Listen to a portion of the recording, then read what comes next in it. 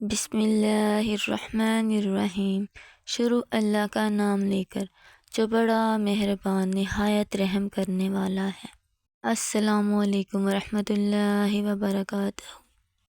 سب دوستوں سے گزارش ہے کہ ایک بار درود شریف پڑھ لیں۔ ایک بار درود شریف پڑھنے سے اللہ 10 مرتبہ رحمت فرماتے ہیں۔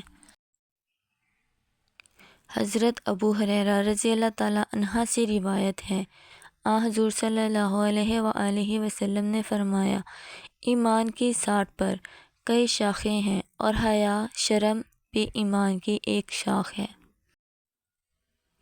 حضرت ابو ہریرہ رضی اللہ تعالیٰ عنہ سے روایت ہے، رسول کریم صلی اللہ علیہ وآلہ وسلم نے 3 مرتبہ یہ فرمایا، اس شخص کی ناک خاک آلودہ ہو۔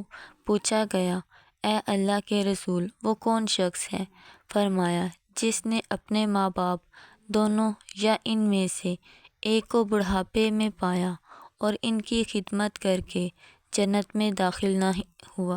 رسول صلی اللہ علیہ وآلہ وسلم نے فرمایا، روزہ دار کو 2 خوشیاں حاصل ہوتی ہیں، ایک اس وقت جب وہ افطار کرتا ہے تو خوشی محسوس کرتا ہے، اور دوسرا جب وہ اپنے رب سے ملاقات کرے گا تو روزے کا ثواب دے کر خوش ہو جائے گا۔